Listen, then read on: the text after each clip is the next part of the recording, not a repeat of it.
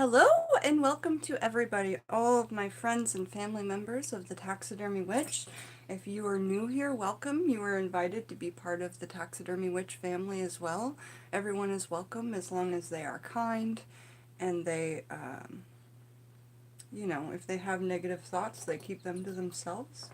We don't ask much here at the family, just that, we love and support each other. So there's that. Welcome. And in this video, we're going to be talking about a book that, I don't believe came out very long ago. I think it was just released recently and everybody was waiting for it. I happened upon it because a friend of mine and a family member, what's up, Cameron? Yeah, you're first. A friend and family member recommended this book to me, and actually Cameron here, who just showed up, his name appears as Big Hung Johnson. That was a drunken mistake. We've all done it. I get it. Mine appears as Jen the Taxidermy Witch Iffer, and that was an accident that I don't know how to change. Even after 90 days, YouTube won't let me change it, so maybe it's meant to be. Anyway, Cameron is from this direction. Okay, Cameron, what state are you in? Appalachian, folk magic goes through all of the states which the Appalachian Mountains touch, right? My geography isn't that fantastic, but I do believe that Alabama is one of the states, that Tennessee is one of the states. Again, I'm really, really, really not sure what states the Appalachian Mountains touch. Everybody's here. So Big Hun Johnson, Cameron, is in Kentucky. And he's moving to Florida. Now, these are all southern states. Now, Cameron told me when I joined his video the other day, he said, around here, it's like humongous religious group of people, like 80% or more Baptist, and witchcraft is absolutely not accepted. You would be individualized. If burning was allowed, you'd probably be burned. Cameron didn't say that, but this is the vibe that I got. Now, what I have to say to you, Cameron, is you're absolutely right. You live there. I don't. But I can tell you that untalked about, right where you're living, there's a lot going on. And there has been for quite some time. So this book is, so far from what I've read, very fantastic, and I would like to read it with you guys. Pentecostal, worse than the Baptist. Okay, gotcha, Cameron. Well, that makes sense. I think I was probably thinking of, like, East Texas, and when I was over there, it was just, like, completely Southern Baptist territory, which is fine. I love me some Baptist people as long as they're not, pushing their religion on me or telling me I don't know Jesus Christ, because that's absolutely wrong. They have no idea what the fuck I know and what who I work with, who I practice with in my relationship. Every single morning I wake up to strangers that have Christian witchcraft channels telling me many things, that I'm going to burn in hell for all eternity and so are all of you, that I really should get my relationship with Jesus Christ to save my life. The other day, normally when it happens to me and they're directing at me, I don't care. I say my piece back, I report, I block, right? Sometimes I'll leave the comment so that you guys can see it. The other day, someone picked on Kayla, a family, and it was an old video. Kayla sent me all these beautiful crystals from a mine. Her husband's like a miner, and they were untouched crystals. They're so amazing. And he went, this random channel, Humble Bee, went on and said, Kayla, what could I do to get you to turn to Jesus Christ? I just ask out of love for the people. And this whole entire thing went on, and it was... But every single morning I wake up, every morning, to people telling me my relationship with Jesus Christ, and I think that that's complete bullshit. So that's the only thing that really bothers me about certain Christians, and it's not even like Baptist or it's like there's just a little bit. Every group of Christianity will have these people. Probably every religion will have these people. I try not to pay attention.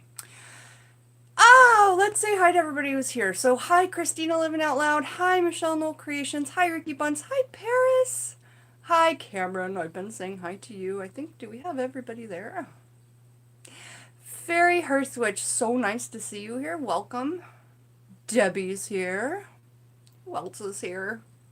From the Dark Pool is here. I love you, darling. The Bone Whisperer Hex is here. Hey, I just met you. did we meet on Lady Gravedancer's live stream the other day? I do believe so. I was really happy to participate in that, and I was really happy that she made that video. I'm really unhappy for the situation, but here's the thing. There was over 200 people in Tequila's chat, okay, by the time that they were toward the end of the live stream yesterday.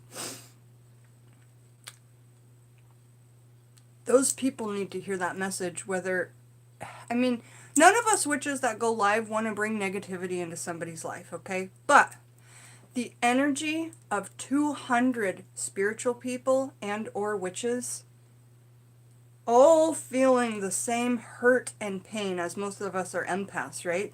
All feeling and struggling through that same hurt and pain for that young boy, who, by the way, was so amazingly courageous to put his face up there.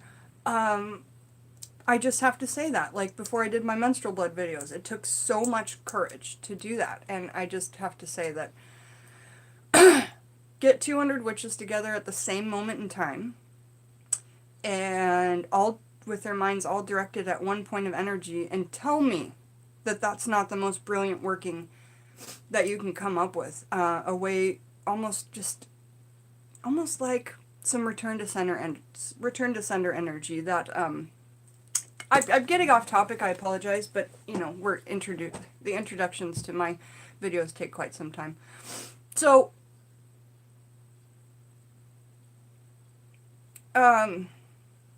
anyway, I kind of got on one thing and then another, and then I'm trying to reel it back. Yeah, my heart goes out to that young lad, because I can't imagine going through that at this age, because I went through it as a child, you know, bullying and stuff, not anything to what he's been through, but I mean, that's such a frickin' hard time in a person's life, is that whole, like, before you're an adult, you're not an adult yet, but you're really trying to get through it. So anyway, I was glad that so many people were there at Tequila's live yesterday, because it was really, really heart-wrenching, but good for us all to put our energy toward the same direction at the same time. Hello to Olivia, and hello to Spirit Moon. You're in Virginia. You're right beside the Blue Ridge Parkway. That's fantastic. Lots of churches. That's how we give directions to your house. Oh, you're like, you pass 3 churches, and then you make a left, and then you pass one more church, then you make a right. 5 churches later, my house is on the right. I'm glad that you watched the replay, Michelle. It was, like I say, for us empaths, it was heart-wrenching, but I made it all the way through. Yep. I can't talk anymore about it, because I just did my makeups, and I don't want to cry, and I've already cried about it. You know, after the video was over, I personally sat down and cried and sent my energy at that person, and I know that many of you guys sent your energy that way afterwards. Thomas is here! Hello, Thomas. Uncle Badger, how are you? What is up? I don't know how to start this book without getting boring. It's not that the book is boring at all, but I know that part of the reason we're here in the live stream and here in the channel is so that we can talk together, etc. So, I mean, I really should start this book out by reading chapter by chapter to you guys. Is that what you want? You know? Because I feel like that's the only way we're going to do this book justice, is by starting at the preface and going all the way to the end. Obviously not in one video, but just know that when I have my head down and I'm looking at the book, I'm not going to be able to see comments. When I'm reading, if you need me to read something for sure, just put it in all caps. You're not yelling at me, don't worry.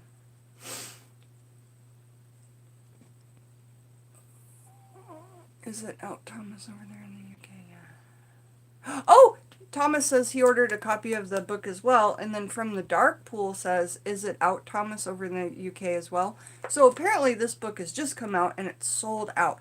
So I feel like you guys are probably going to want to hear the whole thing, yeah?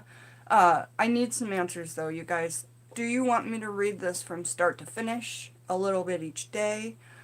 Hey, Amethyst Moonstone? Or do you guys want me to just read what I find good? I don't think that's beneficial to anybody. I think that we're all going to find different things that we like in this book. But again, I'm going to go ahead and read through, I'll talk about the table of contents, and then we'll probably just get started reading. But if there's any else you guys want to chit-chat about with me before I get into my Ruskin and a reading, even though it's not Ruskin and a reading, it's Richards and a reading. If you have any questions before that, now's the time. Now's the time. Now, if anybody needs a candle lit or anything, what I'm going to be doing is writing down names and doing those candles privately after the video's over. So, you know, like all other videos I have, if any of the family members or any new people even need a candle lit for them, you do say so, but I'm going to make a list, and then I'm going to be doing that after the video. There is over 6 million churches in Kentucky. Are you kidding me, Cameron? Is that just Christian churches, or is it religious venues? I mean, I don't know if venue is the right word, but is that just Christian churches? Oh, good. So, Fairy Hearthwitch, I remember you gave me that message. You have the book. So I'm excited for a lot of you that will be reading along. Ricky says, I must take advantage of our first nice day in 2 years. Nice. Do some yard work, sweetheart. Absolutely. We'll see you soon. Yeah, I think chapter by chapter too. I think you guys are right. And I think I'm right. So if you're right and I'm right, there's no way we can be wrong. Is that true? So the table of contents of this book, and I'm going to hold up the book again.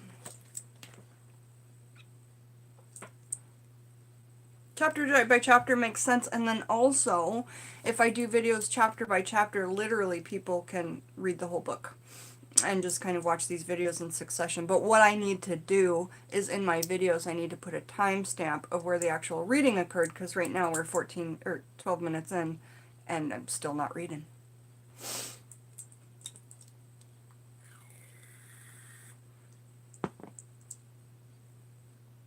Hold on. Michelle, what's up? You need someone to go the F way and just let you be? Okay, I'll light a candle for you after the video, Michelle. And again, if anybody does have something that they need me to put some energy toward later, I have no problem doing that. Just saying big caps like Michelle did there.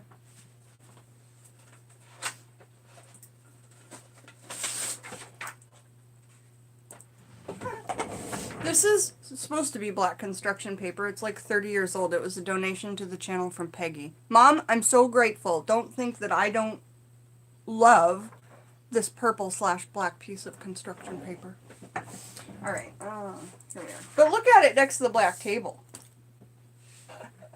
Alright, we do our best, don't we? Michelle, no, great.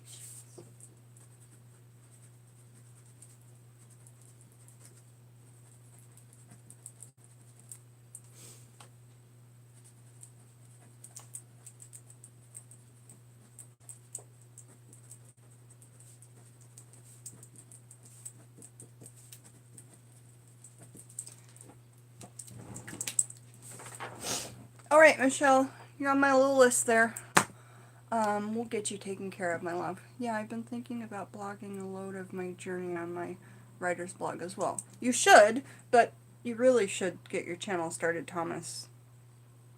I've met you, but loads of other people haven't. And to be quite honest, you're depriving them of amazing joy and 1,000 smiles. And, Badger Code or not, I really think you should start your channel, dude. I really do. If you need to borrow my mink coat, I will send it to the UK so you can start your channel. I'm gonna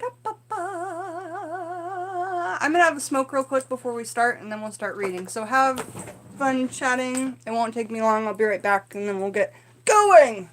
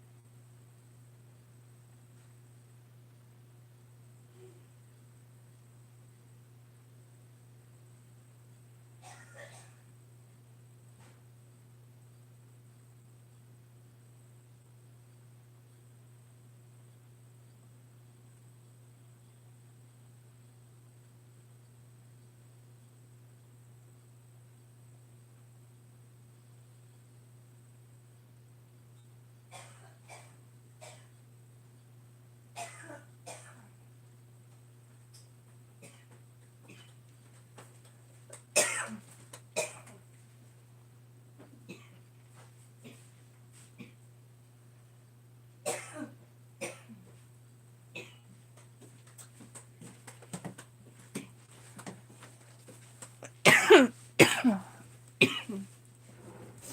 also wanted to show you guys my magnificent hairdo.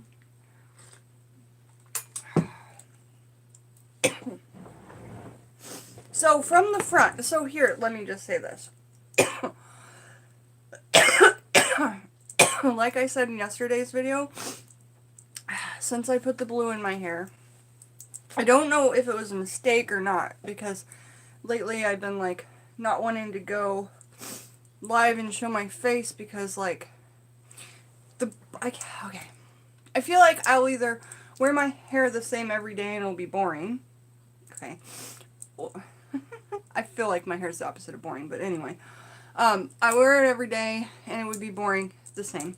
Or, like, if I wake up and my hair's messy and then the blue's just all over the place, like, I look like Frankenstein's bride, but not in a good way. You know, like, I tried to do my hair like Frankenstein's bride the other day. Remember when I put the curls in, it was just kind of floating back?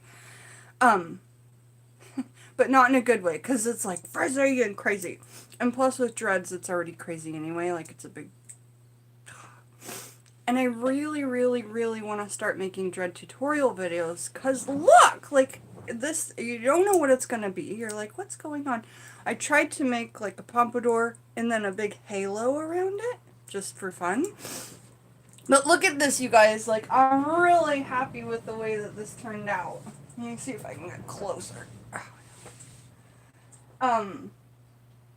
I sectioned it out and I did a bunch of different spirals and then around a bun. So like when my hair was down, when my hair was completely down, I took the middle bits, I twisted them up and I did a bun.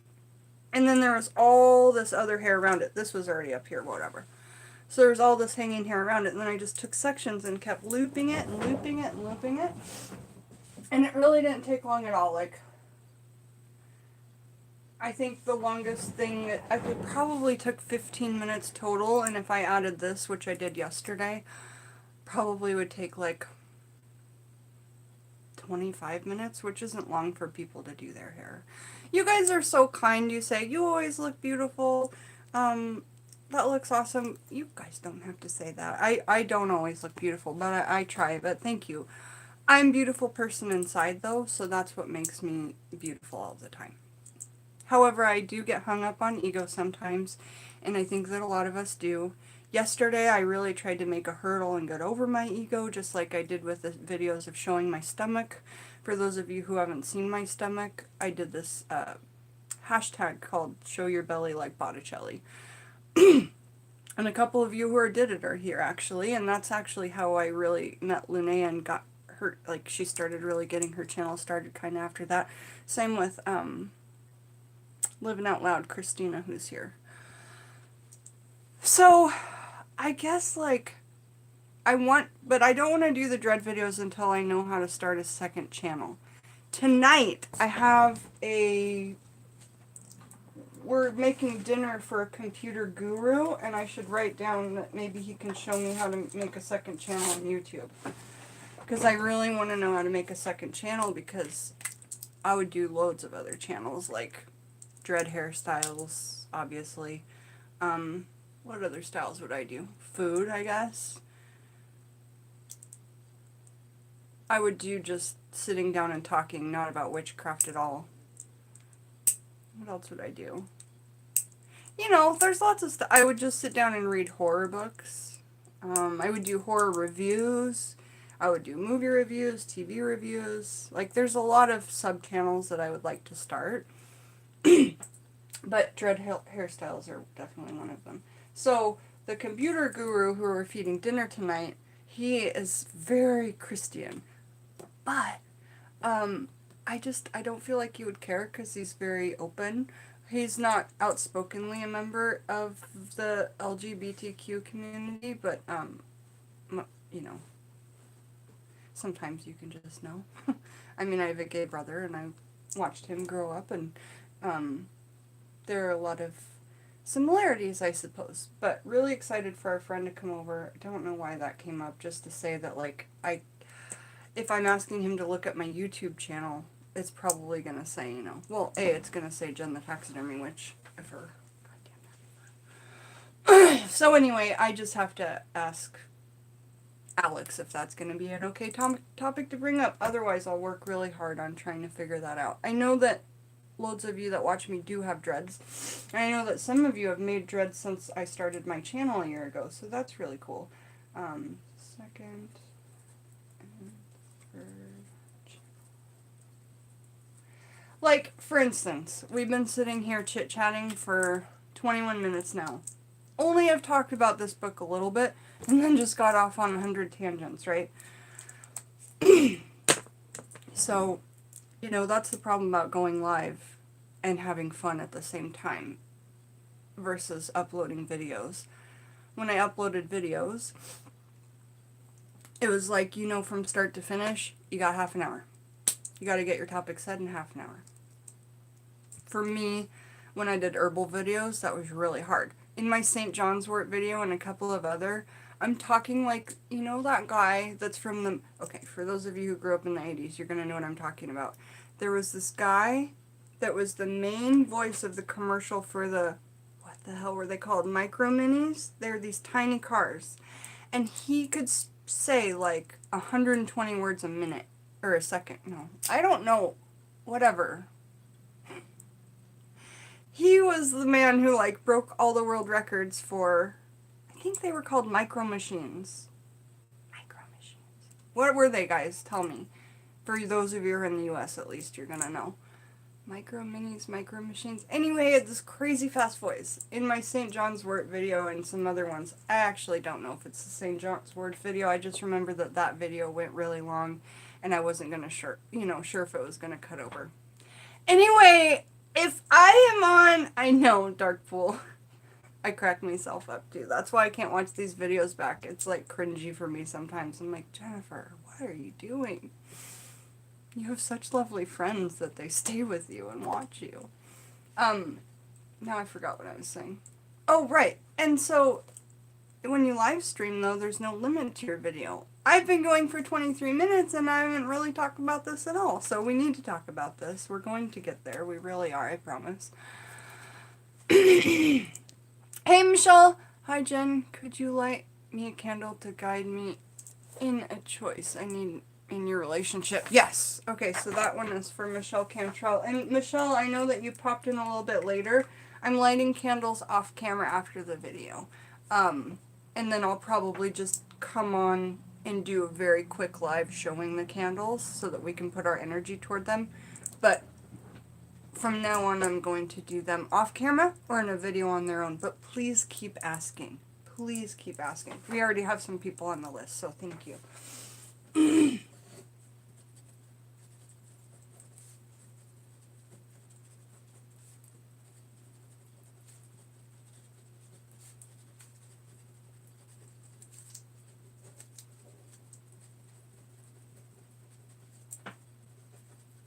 Like a different, she says, hi Jen, could you light me a candle to guide me in a choice I need in my relationship? So is this like a difficult choice that you're having to make?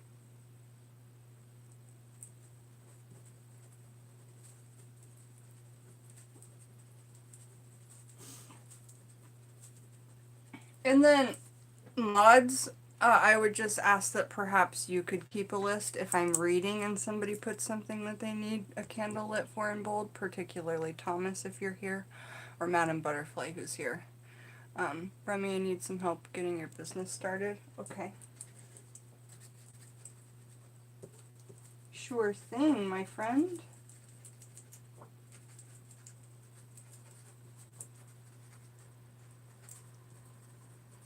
We will put some money orbs together and send some energy your way. Hello, Madam Butterfly. So nice to see you. So, Madam Butterfly and Thomas, you already heard. When I start reading, if people ask for a candle lit, can you please note those down for me with as much... Again, the more detail you give the moderators, guys, the more I can put that energy into the candle, you know, the more specific you're willing to get. But only go to your comfort level. And don't say names, you know. Hey! Sue Lolita! Everyone, welcome Sue Lolita. She is a new family member and we've been messaging in comments, etc. But please welcome her. She came over from... I met her, I believe, on a live stream just the other day, or she just started messaging in comments, but she's great, so welcome her, please, guys. Madam Butterfly, great, thank you. So she'll take names, I appreciate it. If you have to go, Madam Butterfly, just let another moderator know.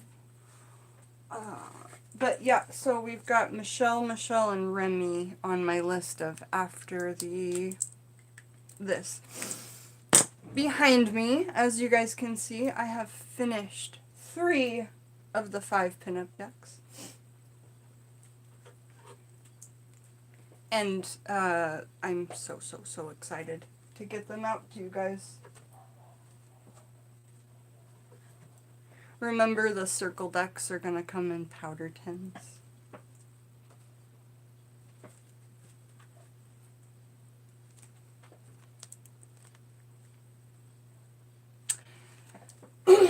They are not currently up on Etsy yet, but they will be.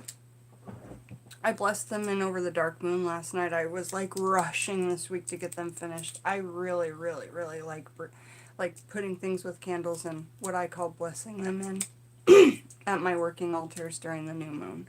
Of course, a lot of people like doing that during the full moon, but for me in particular, the new moon, when it's dark outside, when I usually have the energy of menstruation, etc., it's just such a great time for me to be creating personally. So, actually, a couple of you have noticed my patterns. They go, you seem to do a lot more art during the new moon. I'm like, yeah. And they say, and a lot more videos during the full moon, which is so funny. Yes, of course, we are full of love here. Hey, Metalhead Lovebug Goth, welcome. Art and Tarot by D, welcome. I know.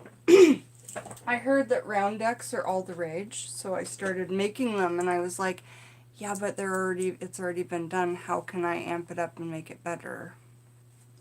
And I'm like, Jen, put it in something old and pinup-y and vintage, and what better than a powder tin? She's got tassels on, don't worry, y'all. Look at that muff. It's the biggest muff I've ever seen, and I've seen lots of muffs.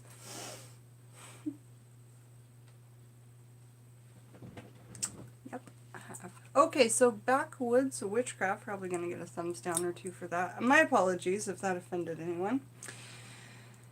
I love the cover. There's this cool drawing, and it's this moth, but instead of the dots, like moths just usually have these dots, they're little skulls, which is cool. Focus. Nah. What are you going to do? It's just a cell phone.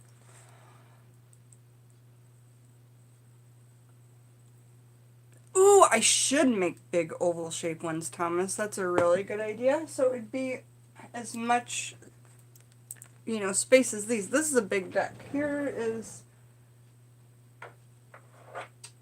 your classic Rider-Waite size. Here's mine. So all of these decks are huge. The circle cards, are then coming in at even much larger. Look. So that's good to know. They're quite large, which makes them. We can always do a shuffle like this with any kind of cards, right? And I think that's how I see most of us shuffle. But I will tell you that they can be shuffled like this, but not by a child. As long as you can get your hand around it like this, right? You can shuffle it. So I'm not going to say it's easy. I think for most of us, we do this whole, like, tossing thing anyway, right? You like big cards? Yeah. What page are we on, Jen? Madam Butterfly, we're starting from the introduction, or the preface. So that would be page, XIV. We're on page XIV. No, wait. The one before XIV. XII. We'll be starting here at the preface. And then as far as these ones go, I was playing around with them, and I think it's easiest just to kind of like, you know, do them up that way, but I also like to shuffle them regularly, so let me show you shuffling them regularly.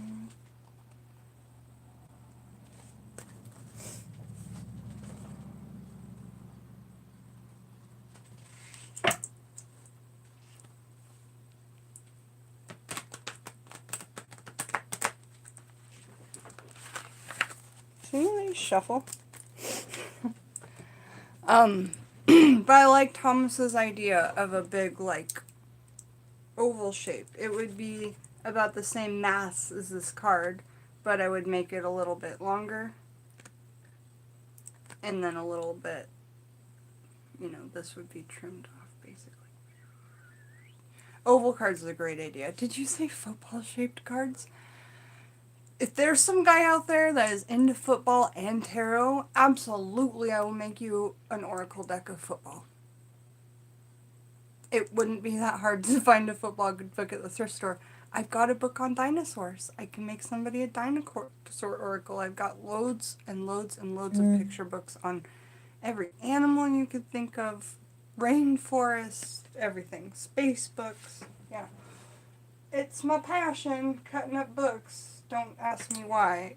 It bothered me for a long time. I'm like, why do you like ripping apart books and cutting them up and making stuff out of them? Do you guys, on a different video after I read, because I'm going to start reading, I really am right now. Do you guys want me to make a reveal video of all the cards? This deck, the circle deck, has 40 cards. And then I have a square deck that has 40 and a square deck that has 30. This square deck has 40 and this square deck has 30. The reason I did a square deck with 30 was so that people could afford a cheaper deck because they're handmade and they take so long. I figured if I made some with less cards, maybe people could just like get a cheaper deck, you know? But like my last Oracle deck had 88 cards, you guys. That's the big city junk deck, which I'm calling the thrifting. I'm calling it the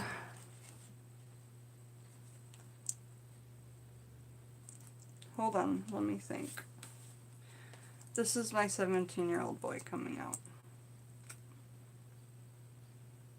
My flea market thrift oracle deck. That's what I'm calling it. That one's listed on Etsy. Alright, let me put these down. Now that we've played.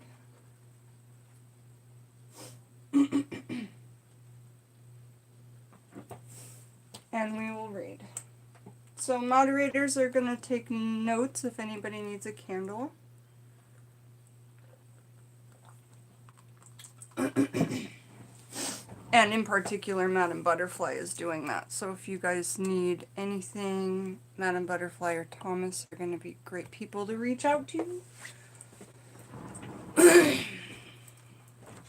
And so the timestamp will say 35 minutes. Wow. Okay, the preface of Backwoods Witchcraft by Jake Richards. There's a foreword. Where's the foreword from Starkasauce? Oh, right. We should read that too. Okay, well, alright. Madame Butterfly, we're going right to the first page in the book, which is the foreword by Starkasauce, because, I'll tell you why, we read her book from start to finish on my channel. And so we have high respect for Starkasauce, and that book is called, let me grab it for you. It's called Old Style Conjure, Folk Magic, Root Work, and Hoodoo.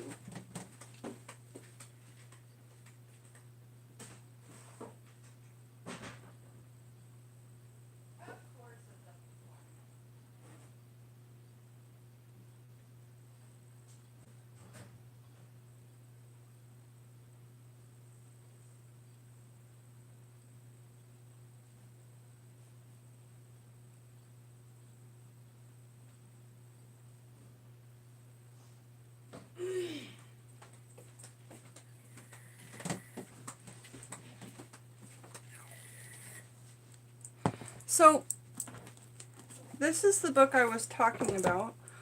Old Style Conjure, Hoodoo Rootwork, and Folk Magic by Star Casas, who's writing the foreword to this book. Now, very quickly, I would like to advertise myself, which I'm allowed to do because it's my channel, and say, again, I have read every single chapter of this book.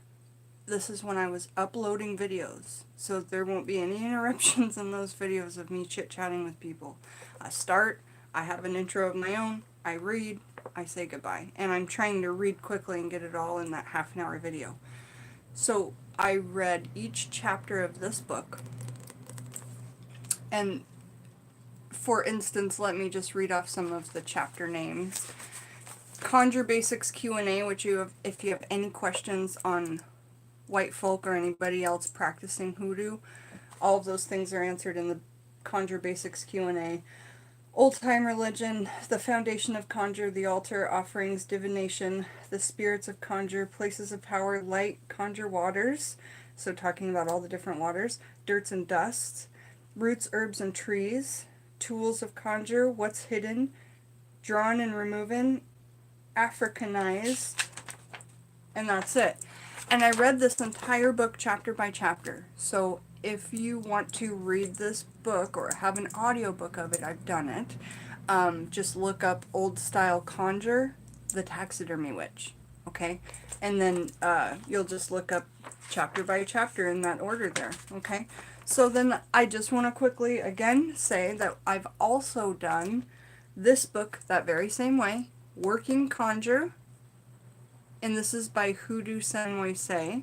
It's a guide to hoodoo folk magic, and I've done this chapter by chapter, not on live videos, so there'll be no interruptions. Very short videos. You can hear the audiobook of this that I've read to you, and I do interject with my comments and things like that when I can, because I do have it in a short 30-minute video. So if I break the book, it's to talk about my feelings on that subject quickly. Now let me tell you the chapters in this, just so that you know. Thank you, Shamira. Just so that you know what you could get out of me reading this book to you. This is a fantastic book. So much about the graveyard in this book, you guys. So the chapters are, What is Conjure or Hoodoo? Principles of Conjure. The Foundation Laid Before Us. The Ancestors. The Power of the Root, the Power of the Dirt. So again, another book where it's going to talk about roots and dirt. Balance and Working Conjure, the right and the left hand of Conjure. This is one of my favorite chapters, the Balance and Working Conjure. It talks a lot about justification in your workings, things like that. The Spirit of the Place, Conjure in the Graveyard. That's a great video. It's a great chapter. Working for both hands. This chapter, this book, when it talks about the graveyard, gives the best descriptions of what you need to do libation-wise to keep yourself clean and clear in that cemetery. And what you need to do before you go, and what you need to do in there, as well as what you need to do when you get home. And then it also tells you, how important that is and what what stuff it can drag with you, okay? So then it has an epilogue and a glossary and that kind of stuff. I really enjoyed this book. Lastly, for Yule, which if you don't know is like Christmas, Alex got me this book, Hoodoo by Monique Joignet-Seldelac. I don't know how to pronounce her beautiful name. I'm so sorry about it. Isn't this drawing of a skull so gorgeous? Or a painting, maybe? It's amazing. Anyway, I read this, and it's a shorty, chapter by chapter on my channel, and the table of contents in it is Chapter 1, What is Hoodoo? Chapter 2, Beliefs and Practices.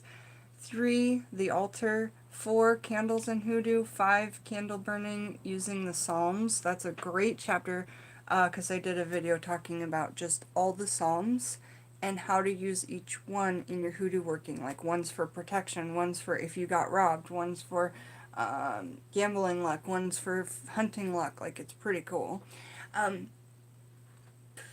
7, 6 spirits and saints, 7 petition papers, 8 sweetening jars, 9 hoodoo spells and charms, 10 the kitchen herbs that you can bring in money. 10 kitchen herbs that can bring in money. Retrograde is coming. Mojo bags, poppets, oils, conclusion. So these 3 books is what I'm trying to tell you. I've done chapter by chapter, like audiobook style. So if any of those table of contents things spark an interest, please go to it and watch them. And then the reason all that came up is because Star Casas, who we all know and love, probably from those videos, a lot of you, writes the foreword to Backwoods Witchcraft. And I respect Star Casas, and she's highly respected around the hoodoo community. So, moving along, before I move along, I'd like to say this. I don't do a lot of hoodoo videos anymore because the harassment was so bad, because I'm a white lady, and then I'm a white lady with dreads. The harassment was getting so bad from a particular group of people. None of them knew each other, but I'm just saying, funnily enough, it was just all one particular group of people. So that really stunk for me personally, and it really got me in a place of kind of being scared and everything. So I backed off from doing hoodoo videos, and I do it in private, and that's my complete right, you know. And then I talk more about folk magic and root work, you know. Nobody's put me in my place. I just choose not to have that negativity wake up to it, because I already have the Christians to deal with, like, you know.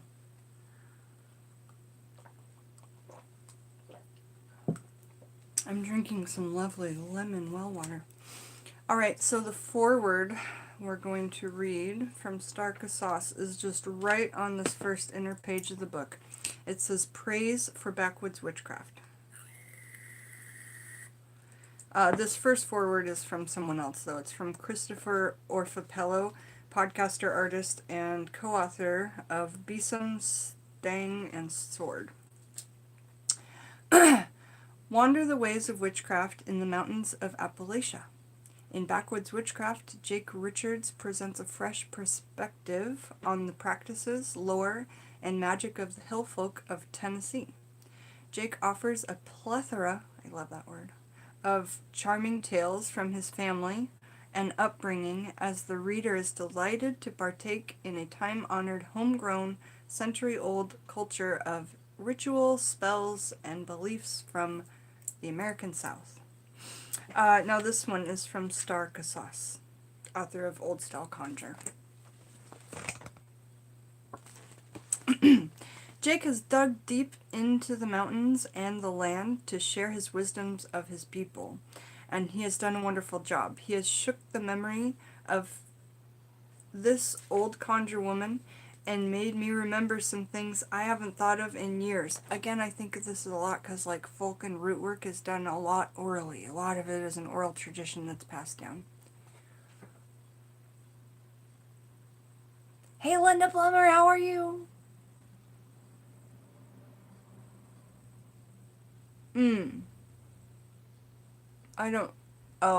Yeah.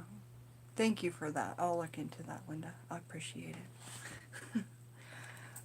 Okay. I feel that this book is a blessing from the ancestors to draw forth knowledge that has been sanctified, changed, and lost. The land holds the memory, bones, and blood of the ancestors, and knowledge holds the key to unlocking what has been lost. I feel this book will help some to turn the key and open that door. Many blessings, Jake, and congratulations on a job well done. Yeah, this book, man, I guess it's sold out all over the world. So that's fantastic.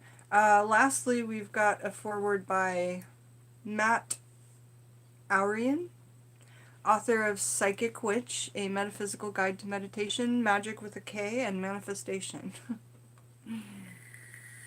Magic with a K is how I usually try and do it, so I always say it. In Backwoods Witchcraft, Jake Richards shares his memories of growing up with Appalachian folk magic practices as they were passed on to him through generations within his family.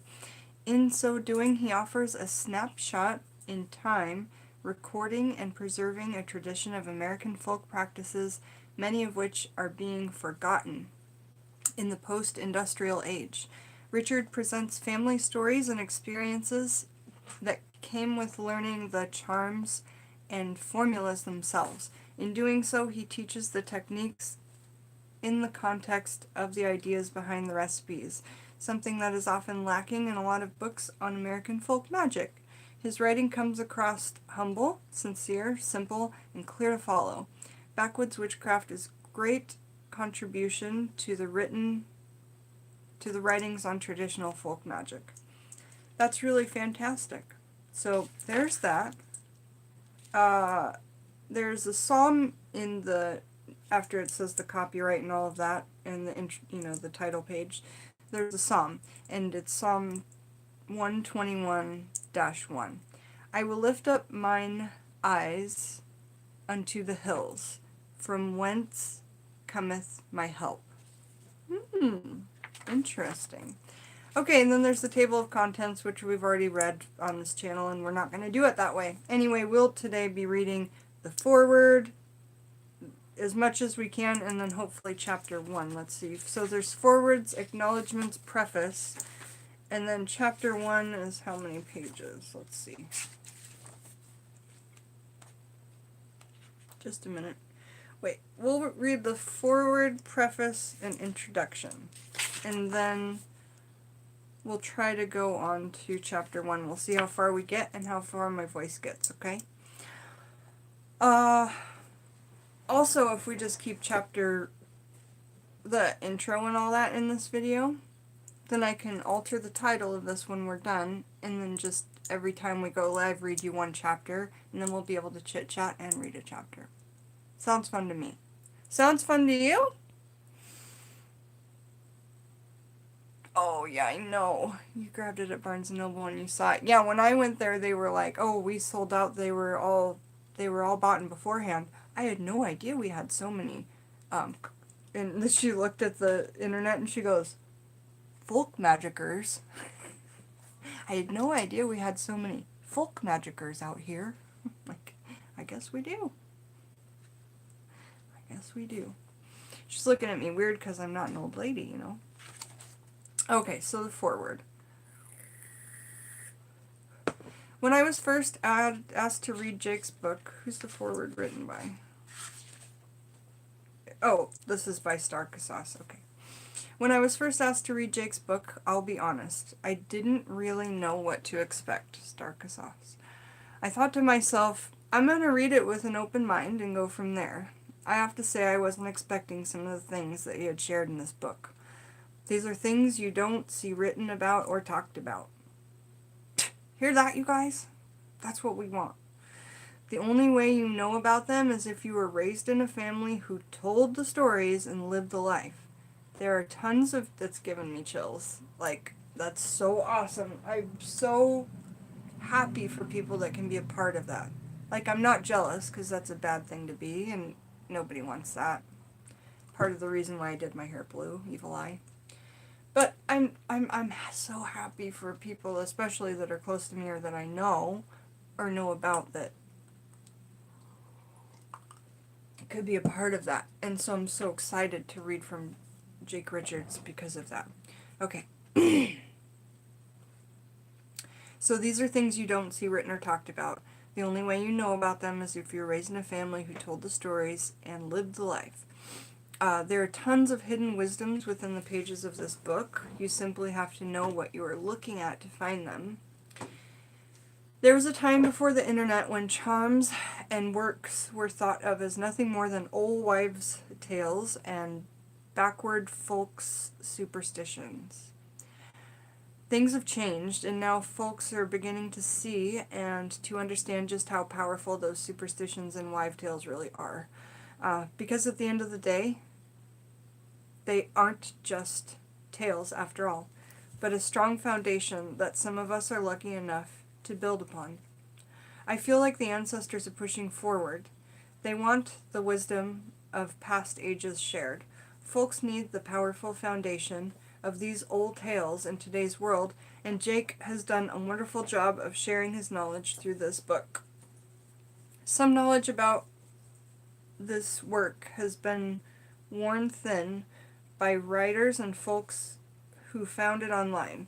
Jake shares information that I have never seen anyone reach or write about anywhere. For instance, I have never seen anyone talk about a corn cob over the door for protection. I know that work because of how I was raised, but I'm sure this is new to some folks. The reason it is good for protection is because of all of the holes on the cob. So that would probably make, in that sense, I would guess beeswax or bees hives really cool. Good for protection. Because of the holes in the cob, the work would have to find its way through all of them to get into the house. That makes so much sense. Like, a working sent to you would have to find its way through all of those intricate holes. Man, that's cool. I like that. You could build mini labyrinths to put above your door. Little confusing wooden puzzles you could hang above your door, maybe? I don't know. Because there's so many holes in the cob, the work would have to find its way through all of them to get into the house. It's a very powerful work. And then there is the potato work he gives. Once again, only someone raised in the stories would know this. Would know. This is not information that is widely known. This book is filled with useful knowledge, and I feel even the oldest worker will benefit from it. Jake has dug, and that means oldest as far as, like, you practiced for 40 years, which could be your whole life, or 60 years, which is your whole life. But even you guys could benefit from this, is what I believe Starkasas is trying to say. This book is filled with knowledge, and I feel even the oldest worker will benefit from it. Jake has dug deep into the mountains and the land to share the wisdom of his people, and he has done a wonderful job. He has shook the memory of his old conjure woman. He has shook the memory of this old conjure woman and made me remember some things that I haven't thought of in years. I feel like this book is a blessing from the ancestors to draw forth knowledge. That makes me want to cry. That has been sanctified, changed, and lost. The land holds the memory, bones, and blood of the ancestors, and knowledge holds the key to unlocking what has been lost. I feel this book will help someone to turn the key and open the door. Many blessings, Jake, and congratulations on a job well done. And that paragraph was the mini one that was in the little bit before that I read. Alright, now we're on to the acknowledgements, which doesn't have a page number. We're still in all of the X's and I's and crosses and dies. I don't know. Okay. Acknowledgements. I would like to dedicate this work firstly to my mother, Brandy, for always being the one who held everything together, for taking on the world for us growing up. I owe all my strength to you. You were also the one who encouraged me to go down this path and complete this book. You made me believe in myself when you didn't think you could go on another day. Thank you for giving me a way to see. To his grandmother, Margaret. My grandmother's name is Margaret. Maggie, Margaret.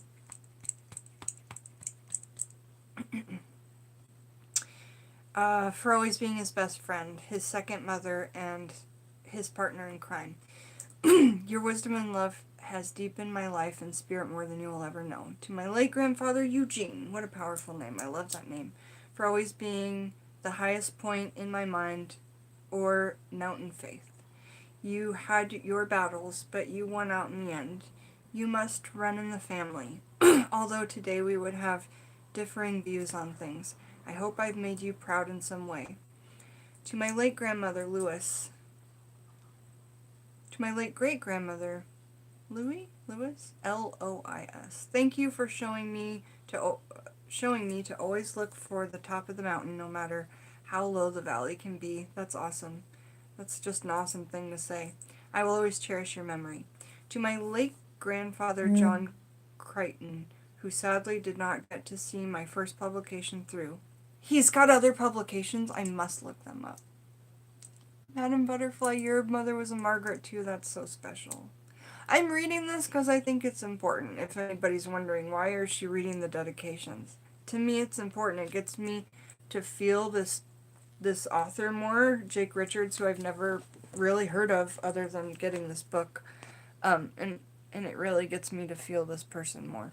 So that's why I'm reading it. And it's my channel, so I get to do that.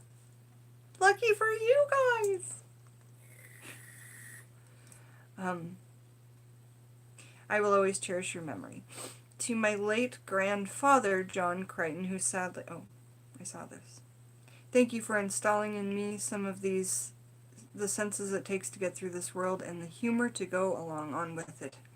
To my partner, Tori, you've been my side through more things than most people can stand for. You've seen me at my worst and my best, and always loved and supported me either way, and everything I do, I cherish you for that.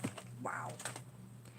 And lastly, to all our ancestors, known and unknown, who depend on this mountain work and medicine to survive.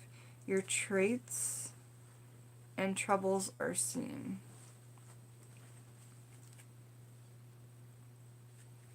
You are understood and you are remembered. Okay, now to the preface.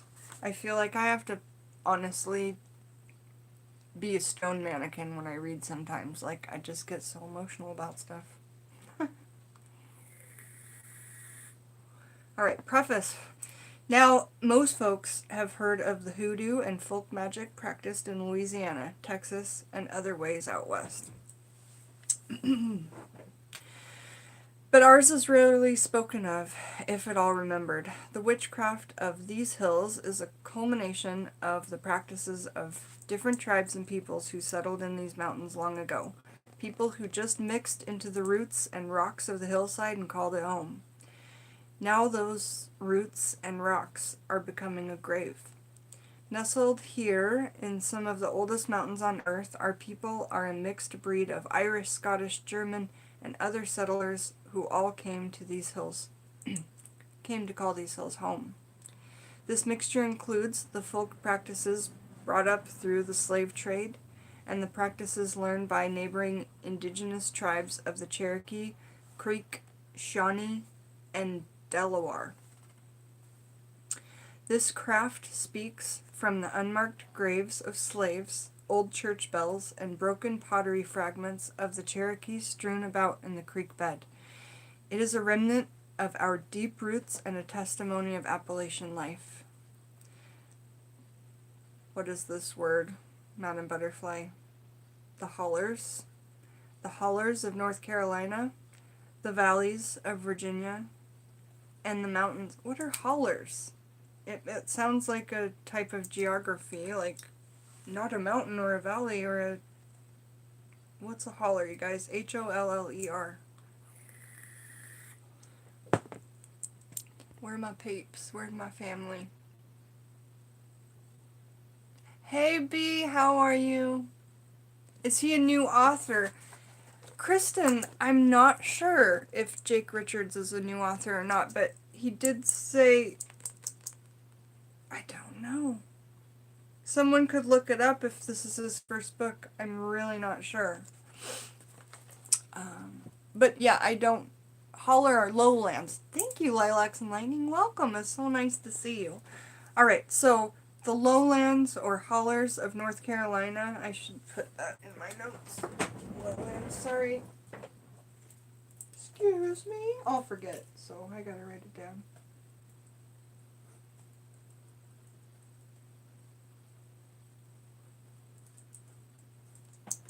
And thank you very much.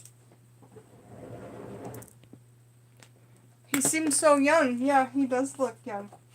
So the hollers of North Carolina, or the lowlands, the valleys of Virginia, and the mountains of Tennessee have been witness to a system of witchcraft unique among its sister traditions of the Deep South and Cold North, as well as its child tradition of the Ozarks. This craft has been passed down through whispers over biscuits in the kitchen, seen in the hand of grandmothers sewing or spinning wool while entranced, and smelled in the chimney smoke carried up the mountainside. It's in the digging by sore hands and the churning of the mortar and butter churn. It's work and a way of life. You may have heard this craft called granny magic, hill folk hoodoo, or mountain conjure, or Appalachian mountain magic. I'm just saying, that's what I heard it as. But it's all the same. Every name describes the same rooted ways of my ancestors in the lands they choose to lay their bones in. The folks didn't call it much of anything really, but back then, those who knew these ways were called healers, tellers of the tales. Oh, I've heard that! That's hilarious. I never knew that that's what that meant, tellers of the tales. Because a tale was a story, which a story was a lie, right? Like a fib, like a grand big story somebody made up. So, you are the teller of the tale. Oh boy. Hey Tess, how are you? Welcome, my love. Okay, so, teller of the tales. Old folks didn't call it much of anything really, but back then, those who knew these ways were called healers, tellers of the tales, power doctors, and conjure folk. And yarb doctors, Y-A-R-B, B as in boy. Yarb doctors by the Christian townsfolk. Today we call these workings and beliefs a multitude of things. Let me try and... Can you guys hear me properly? Hey Joyce, how are you? Nice to see you. I haven't. Joyce, I'm gonna have to look up that song. She says, have you heard the song by Dolly Parton called These Old Bones? That song has a lot to do with Appalachian mountain magic. Joyce, I'm going to look that up. Dolly Parton, These Old Bones. Dolly Parton, These Old Bones. Dolly Parton.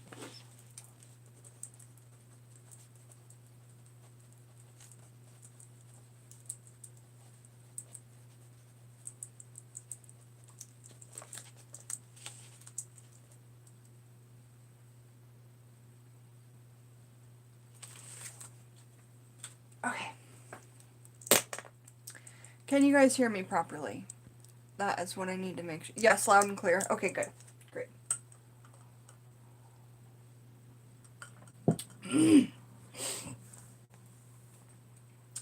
Today we call these workings and beliefs a multitude of things. Appalachian folk magic, Appalachian conjure, or simply trying. All terms denote the same practice, but each worker prefers a particular one, or maybe none at all. But back then, it was, I like the term folk magic and root work. Like, I really adore the words root work. Talking about myself, you know, just so you know. But back then it was just what you did or said when you needed something. It wasn't magic or spells, it was life and prayer. And that is what I'm trying to say, like,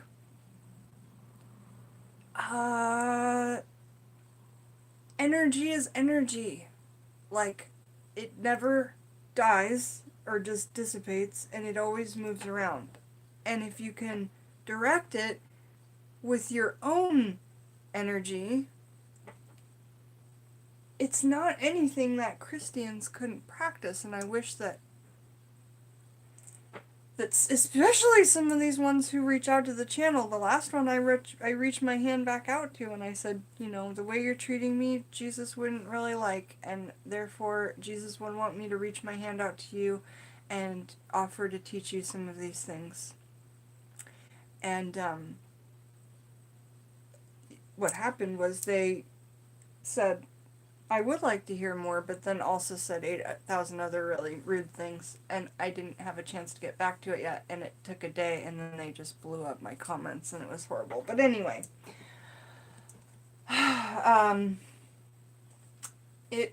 we're moving energy with intent and using herbs as a guide and an aid, and stones and metals and all kinds of things as an aid.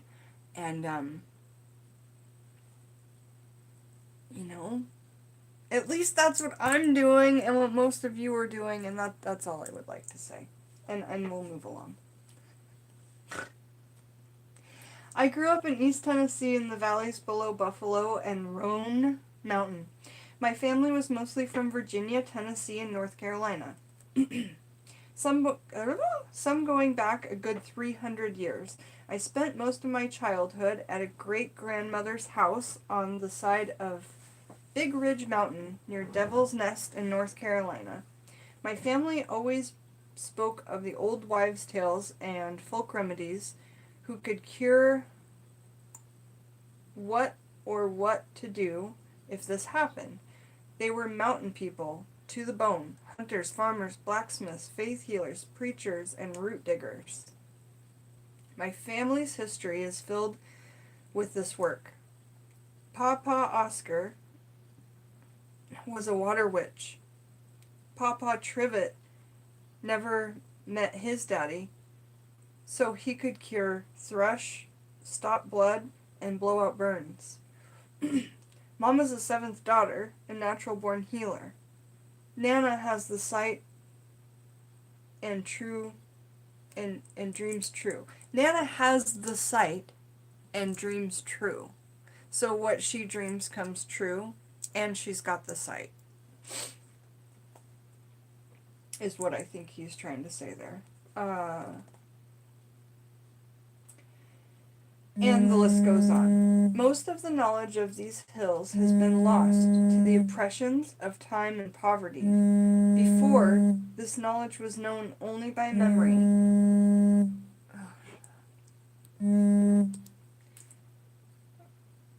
Excuse me. Before, the knowledge was known only by memory, and now the elders are quickly passing or forget. My mother's mother has forgotten due to Alzheimer's, but she still sees. Young folks are walking around not knowing they have some of these gifts. We need a new generation. Sorry, you guys, I'm gonna have to pause.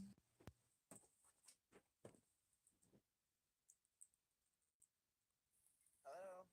Hi, I'm on a live stream. What's up? Okay. My greatest apologies. That was an incoming call from my housemate, but obviously wasn't understanding I was busy. Alright, so let's see. Where was I at?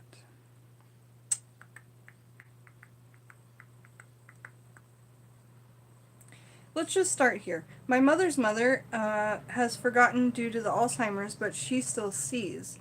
Young folks are walking around not knowing they have some of these gifts.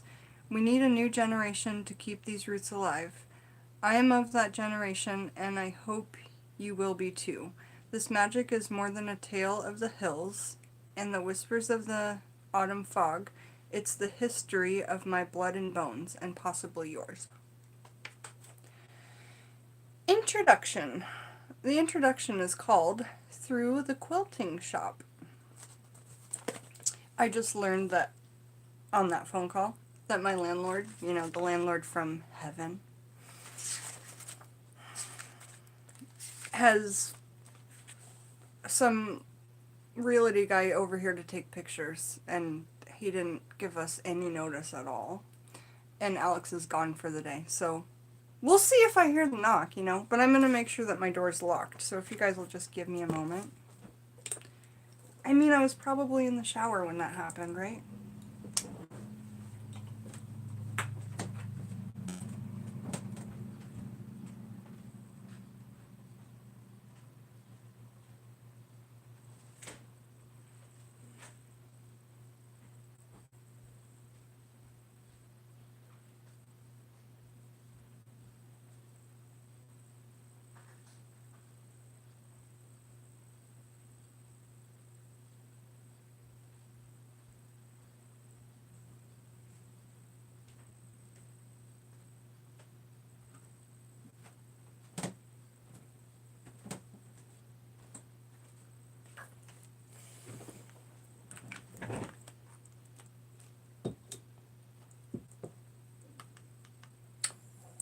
put some black salt on the property line right now.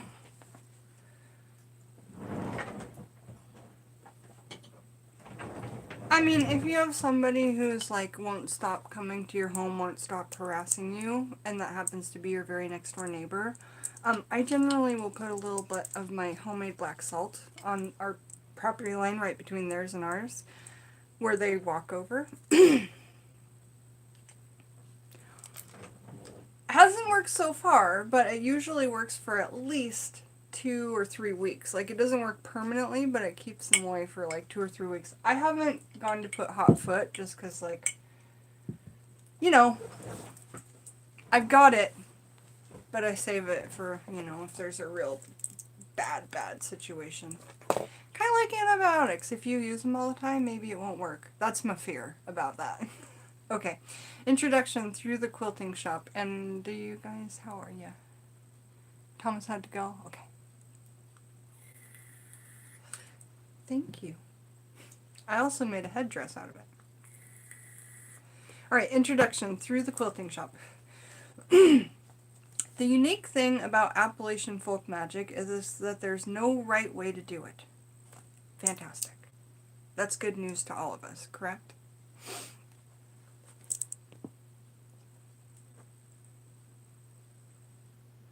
I should just go put some war oil over there on his steps.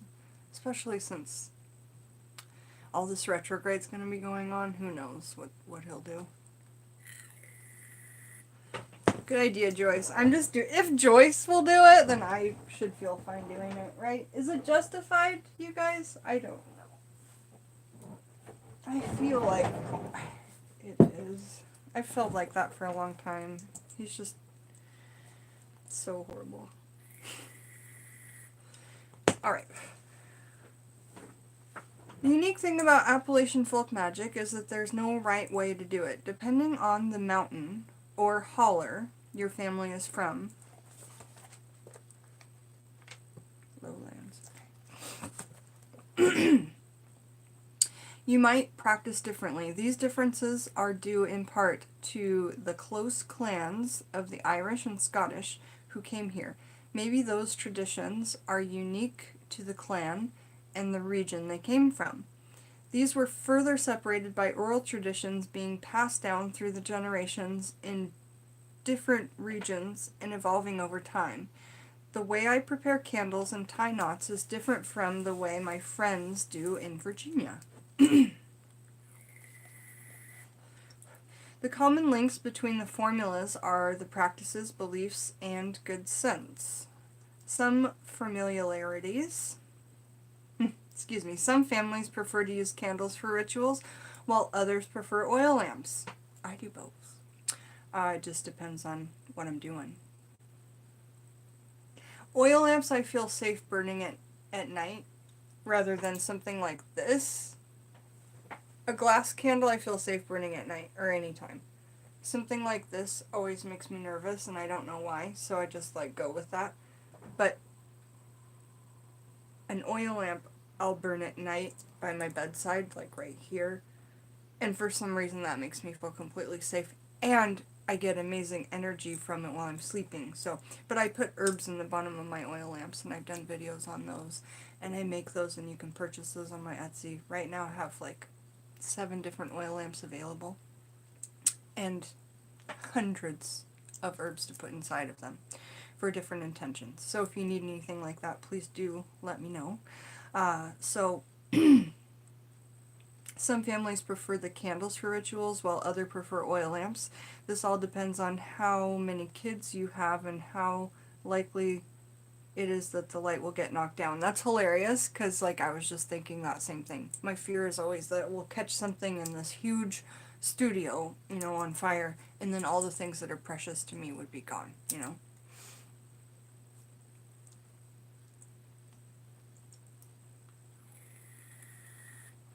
Okay, Remy. I'll give that a go. He says, get an egg, take its guts out, pour the hot foot powder in the egg, and then smash it on his property. He'll be far soon. I should do that.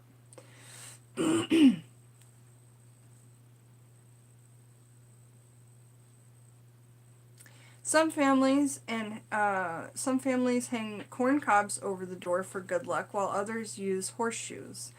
What I'm presenting in this book is what I have learned from my own family and gathered from my conversations with other mountain workers. You'll learn... That would have been a good one for the bloopers reel. From the Dark Pool, are you still here? I really want to do a bloopers reel. Okay. Where am I at? What I'm presenting in this book is what I've learned from my own family and I've gathered from my conversations with other mountain workers. You'll learn the ways we watch the smoke, we charm the fire, and stir the water to tell fortune and fates. You'll see how to work the candles and lamps, cure unnatural illness, and jab those who do us wrong. Appalachian folk magic is by no means a complete tradition. It varies by location, family, and time. Of course, all folk magic traditions in these highlands are but fragments of history, like a line of camera film with missing frames or indiscernible images. This is an heirloom passed down of the oral tradition, broken in places and with pieces missing. The works and ways you will find in this book are both new and old.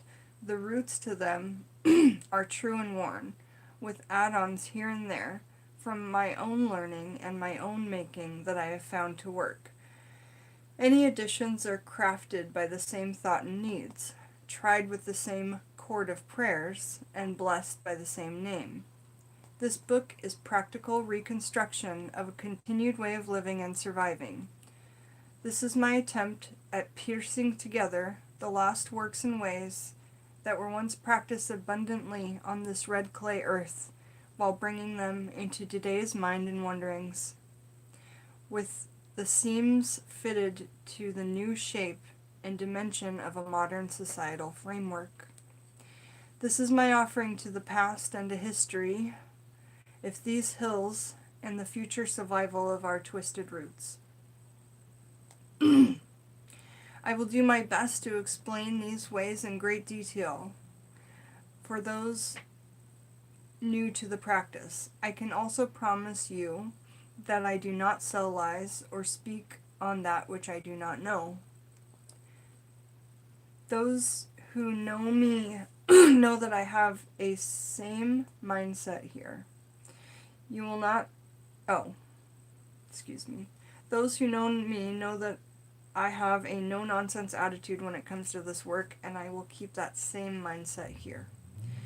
You will not find rehearsal practices of Wicca or other traditions that have been told and sold as Appalachia more times than you can count. Instead, I'll teach you... That was a good one, Jake. Instead, I'll teach you the charms and roots of my family in exchange for your promise to uphold this tradition and preserve it as it was, as in it will be.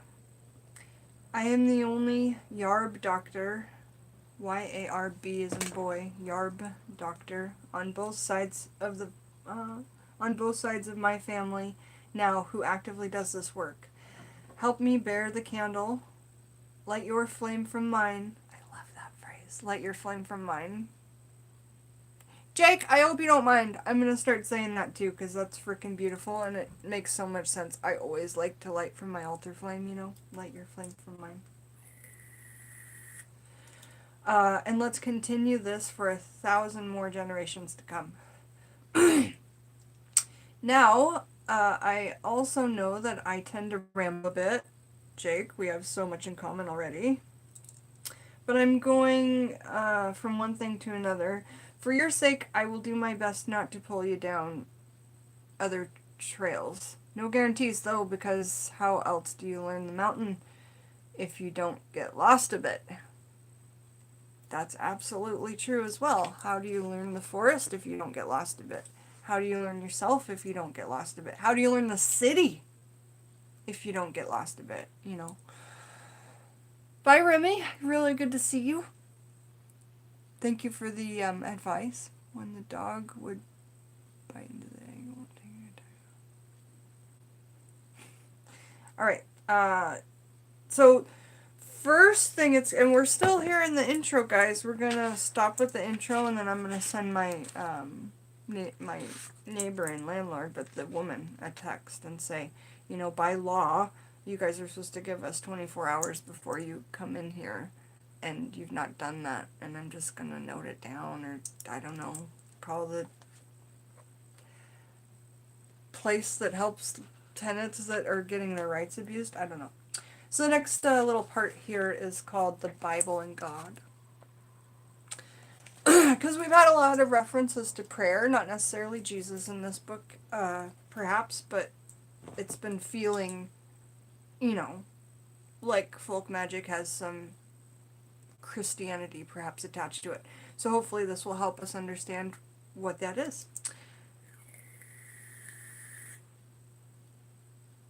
Here we go. It says it in the first sentence. Regardless of your own preferences or beliefs, the Bible plays a major part in Appalachian folk magic, as it is set to the religious traditions of the Southern Baptist and Protestants. The Bible is often used as a spell book of sorts, but those who grew up in a close-knit Baptist household in Appalachia understood that the Bible means more than just the word God. It is the cinnamon candy at the bottom of Nana's purse. It's the sound of bells and the stiffness of church clothes on a Sunday morning.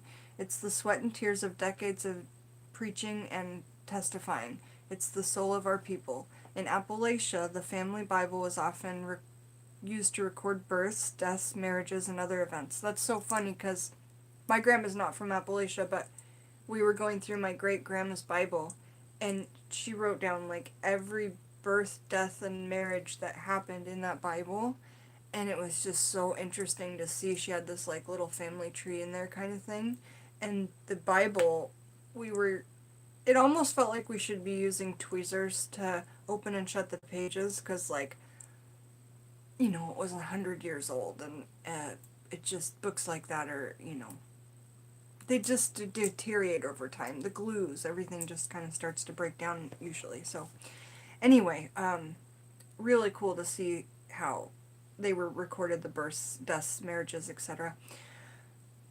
Or even other events. Important dates and names would fill the blank pages inside, and it would makeshift, as would a makeshift family tree, pictures, certificates, and newspaper clippings, and locks of baby's hair or baby's hospital bracelet. These Bibles are a testimony to the history of the people, written by the people. I have a couple of my grandfather's Bibles that I continue to use the way he did. In my family, it wasn't so much as you're going to hell for not following the teachings. My father once said, "It just makes sense. All your ancestors were Christian." That's only somewhat correct, but what he meant hit me so deeply. So, at least in my family tradition is as important as the Word of God, and they interconnect in many places. With it being tradition, one would think the Bible was held to a high law, but it was actually followed quite loosely. Many folks will to this day get drunk on Saturday and go to church on Sunday to ask for forgiveness. These hills know the sins of its people, but they are understood. Christianity in Appalachia is different. It's a different flavor from the rest of the country. Hell, the rest of the world. The harshness of biblical law was often softened by the oppressions dealt with to Appalachian people. They were humble and isolated, alone except for the family on the mountain and the man upstairs, aka God. I don't know. Many people might know what that means. The man upstairs knows what you're doing. He can see it. Peggy would say. I presume God here became more of a parent than a king to be bowed to. He became company, family, and the refuge of these hills. When I was a little girl and my parents, brought Jesus into my life, to me, as like an only child, because I have siblings, but they're 8 and 10 years older than me, no company. I needed Jesus for company. And I would talk to the Spirit of Jesus like it was my best friend sitting right next to me, you know, for quite some time as a little kid. And I would introduce Jesus to my, like, chickens and cows and the farm animals and show Jesus the peas I'd been growing, you know. So my relationship with Jesus is so much more than a lot of the Christians that scream at me, you know. And I think that that is just kind of sad. But I just want to interject that little bit of my life into this. So now he's a deity that I work with, just like Bastet, just like Santa Muerte, just like Isis, you know. Sorry, it's a very emotional subject, that. My childhood conversations. The harshness of biblical law was often softened by the oppressions dealt to Appalachian people. They were humble and isolated, alone except for the family on the mountain and the man upstairs. I presume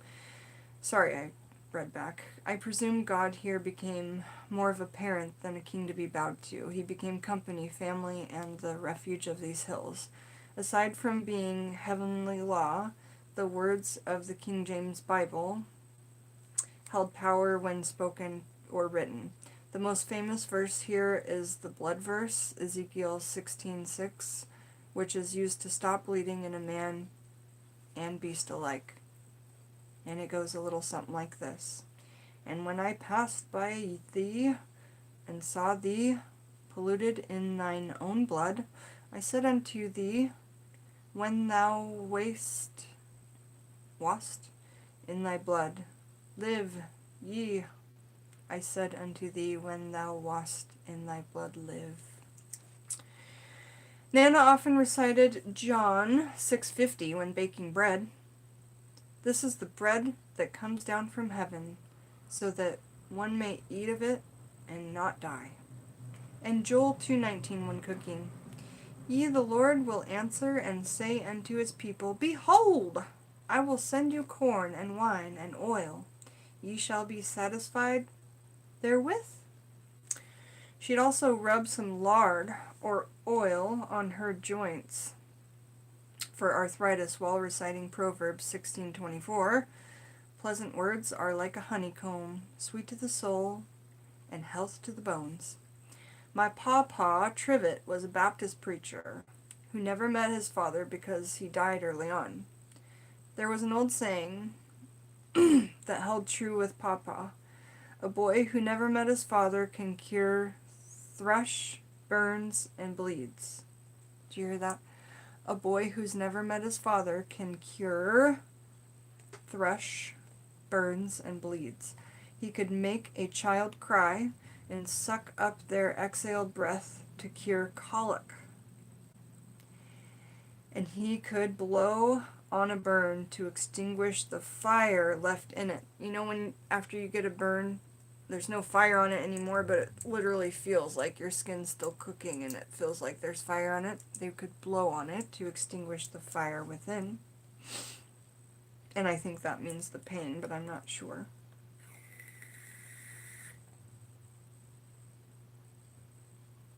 The fire left in it. But Papa had a knack for many other things too. He could remove a fever or illness by running the egg. He could wash warts off with a rag or bundle them up with a bag of stones. He was also one of the few men I've ever met who had the sight. So few men he'd ever met that had the sight, which in Appalachia is believed to appear more often in women of the family. Okay. As it did with my grandmothers, my mother, and my sister.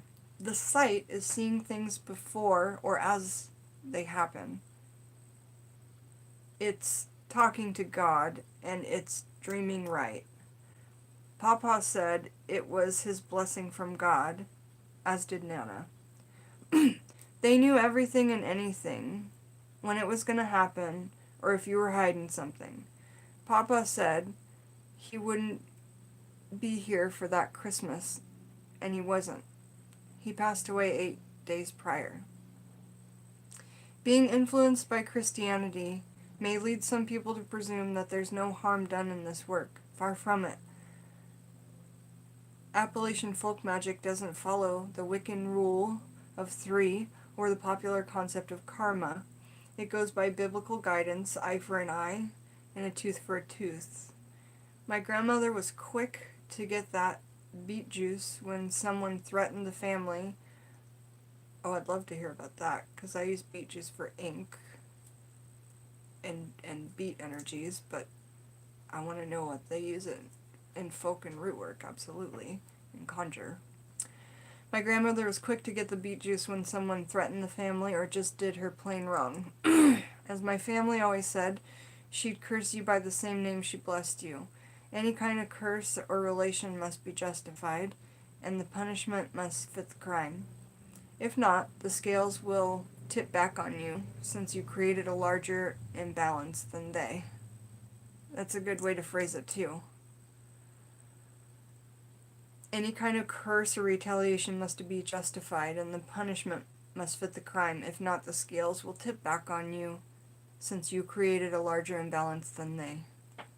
If the work is justified and fits the crime, the targets can't get it removed until the spirits deem it over. I use the Bible often in my craft because words have power, and also words have power. Let's talk about that. Bible? #1 sold book in the world, as far as I understand. The whole entire world, the Bible. So, if that many people are reading it and reciting those things out loud, then I absolutely believe that. I use the Bible often in my craft because words have power. So you get the #1 selling book in the world, and then also these words are meant to be read out loud, like for prayer and such. In Bible study, I'll read it out loud and all that. Well, words have power, and saying words out loud has major power. It resonates in the universe. So, that being said, that's all I'm going to say. I've said it. For example, if you were doing a work for prosperity, you could recite Ezekiel 36:29-30. I'm not going to read it, but you could do that. Or Proverbs 8:18-21. Not going to read it. For the old folks, the Bible also seems to have become a template for spells. And when we read through this book, we learned to understand a lot about that in hoodoo as well. Because when the ancestors were brought over from Africa, they were not only forced to be slaves, but they were also forced to practice Christianity. And so they would hide their workings in the Bible. And Papa Legba became St. Peter. And they just, all the saints, they would take it, someone they worked with in their practice, and they just hid everything, So it was hidden within the Bible for hoodoo. Whereas the folk magic, root work, and conjures of Appalachia is sounding different. Hello to everybody who is here. Sorry I'm not able to keep up in the chat, but my moderators do know that, please, if you guys need a candle lit or energy sent your way, do say, and I'll put you on a list. And if you need me to know a comment, put it in bold and they'll let me know. Or I'll get to see it. Okay, so another animal influenced, wait, where are we at? For the old folks, the Bible seems to also have become a template for spells. Many spells still done today are fabricated and symbolic of biblical stories, especially in regard to the use of some animals. One such animal is the robin. We have robins all over here, which is awesome. It is believed that the robin's breast is red because it is stained with Christ's blood after pulling out the biggest thorn from his brow. So it is believed that the robin came down, pulled out the biggest thorn from his brow, and was squirted with blood, and that's why the breast of the robin is red. Due to this folk story, robin eggs are cooked up to cure illnesses and get rid of curses. Okay, I have to say something. That's one I couldn't practice, and I don't think he's telling us to practice this. He's telling us that this was ways that they did back then, because as we know, I think most of us know we're not supposed to go take robin eggs from their nest. I mean, it depends on, everybody practices their own thing different. You get to choose, but me personally, I would not do that. Just saying. So, due to folk story, robin eggs were cooked up to cure illnesses and get rid of curses.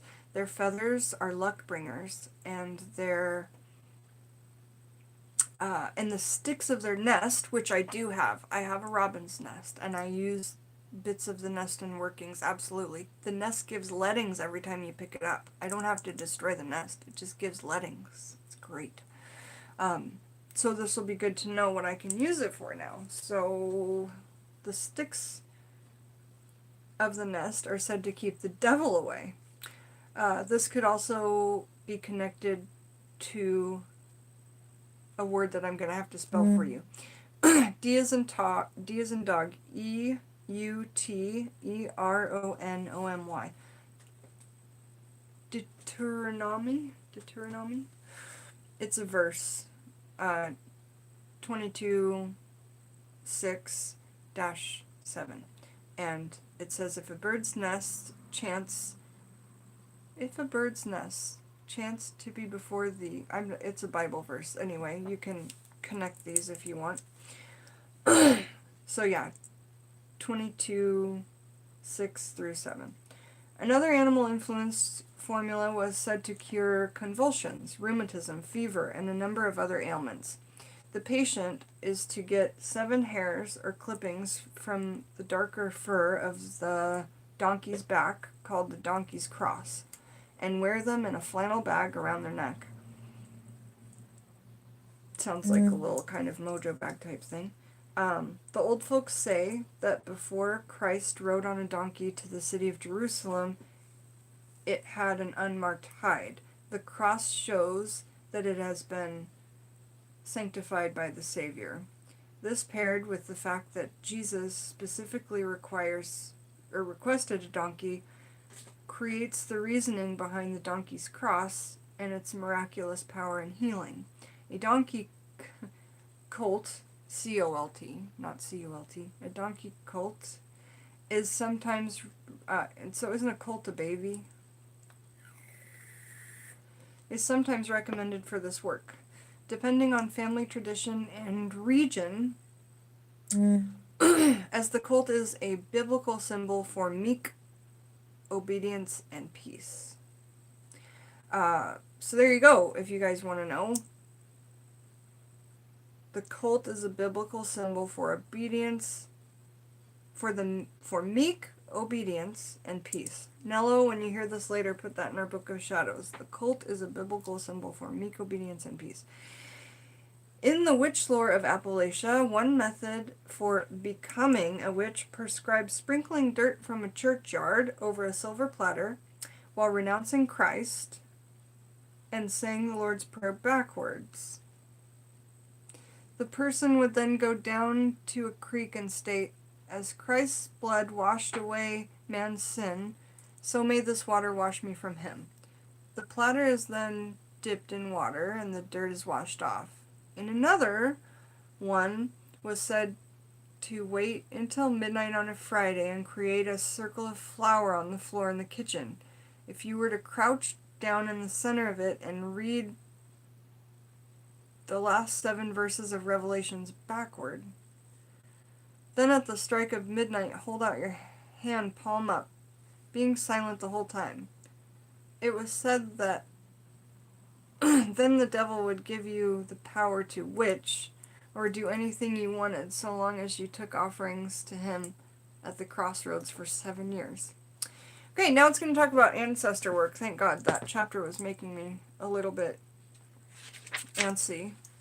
So it's going to talk about ancestor work, and then that's going to be the end of the introduction. And that's good to know. At which point, I believe I'll send my, I'll get offline, send my neighbor a text about how I feel, and then come back online. We'll see. To read chapter 1, because my voice is feeling pretty okay. But let's continue to read about ancestor work. So, like hoodoo, the first step of this craft is to acknowledge your ancestors. My ancestors include those sold into slavery with chains around their necks and those made to walk the Trail of Tears, African and Native alike. So this gentleman, Jake Richards, has got Native American and African American from the ancestors of hoodoo. Trail of Tears and hoodoo ancestors alike. Or, excuse me, folk ancestors. But they were slaves. The Scot-Irish were uprooted by adversity and poverty. Death and dis-ease followed them, but they were accepted in these mountains and will always be. They endured torture and pain that would bring today's people to their knees. No human being deserves any of what was done to them. But look, my family and I are still here. That speaks to their perseverance and strength to survive.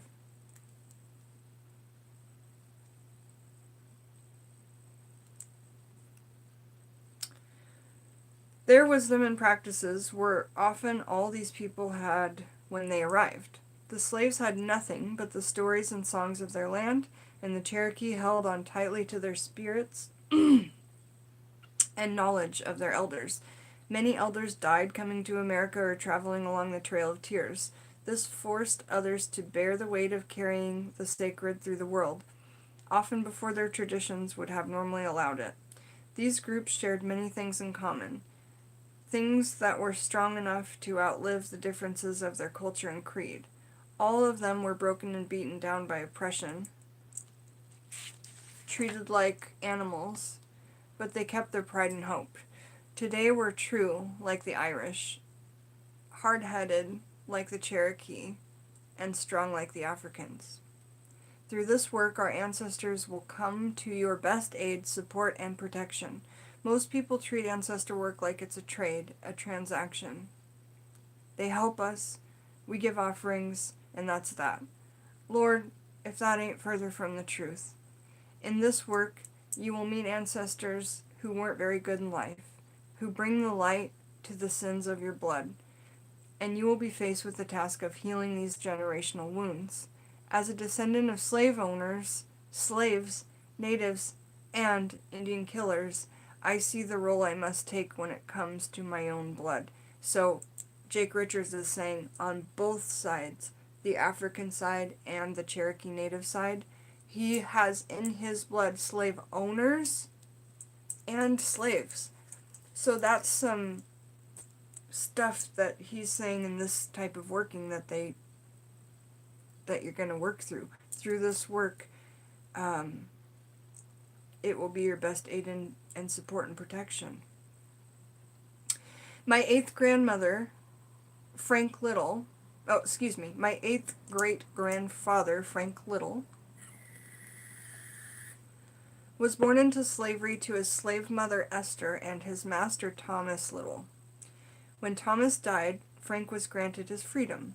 Discovering this information has changed my work with the ancestors profoundly. I now know I am a descendant of slaves and slave owners, that I contain the blood of those who raped and murdered, and those who were raped and murdered. Many of you reading this are too. So we must ask ourselves how we can purify this blood and redeem it. What in your life, and I think that goes with addiction too, man, being right there with thieves, addiction, which a lot of people have done, and they're still good people, have stolen things or been addicts, I just wanted to add that in myself. I'm sorry.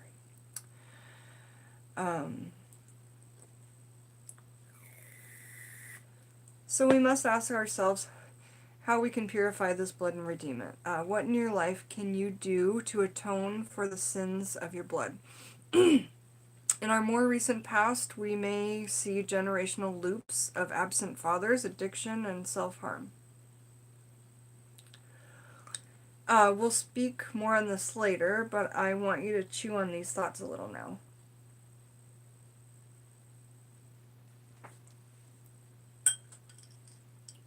I'm going to honor Jake by letting us chew on those thoughts for a little bit while I take a drink of water.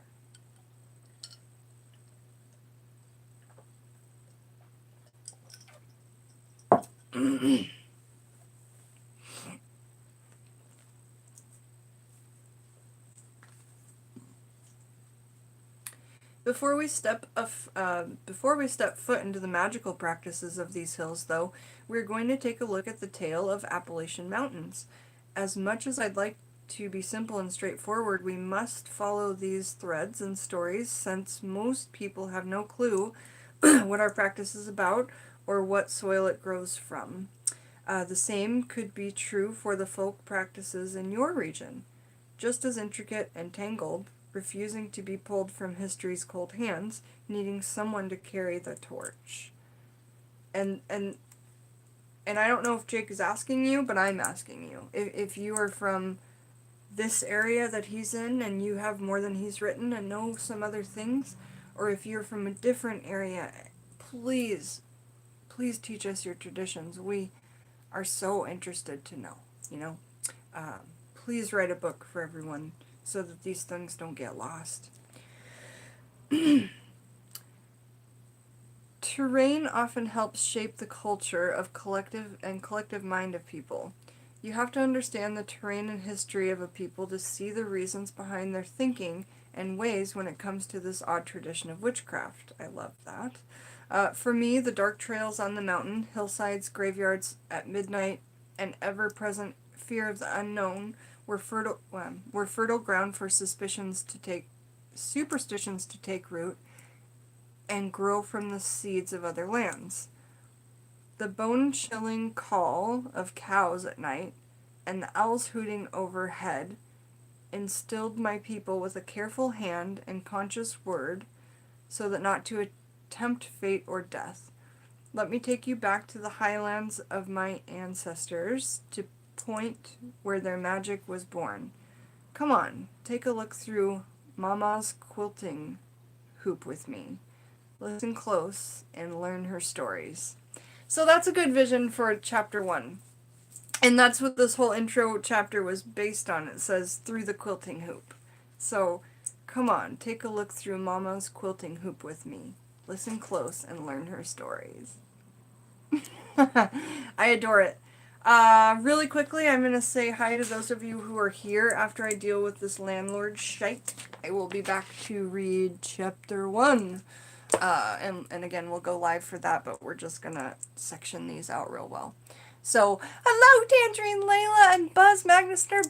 Buzz, I loved your video earlier. I haven't had a chance to watch it the full way through, but if you guys aren't watching Buzz's channel, you should. He's in our 2019 doll deck. That's fantastic for the Terrathon deck. Yes, before you go, if you haven't, please, if you enjoyed this video, give a thumbs up. If you haven't, please hug my channel and ring that bell so you get notifications. Also, after this video is over, I will be linking my Etsy and my Patreon below. So if you are wanting to be a part of that, please, donations start at as little as $1 a month. And those $1 a months do add up when everybody gets in on them. So anyway, I love y'all very much. The Taxidermy Witch, signing out for now. Come back with us and get into this book because it sounds fantastic. And I know that it's fantastic because I've been reading it. Jake Richards, Backwoods Witchcraft. Conjure and folk magic from Appalachia. Alright guys, see you in a little bit. All my love.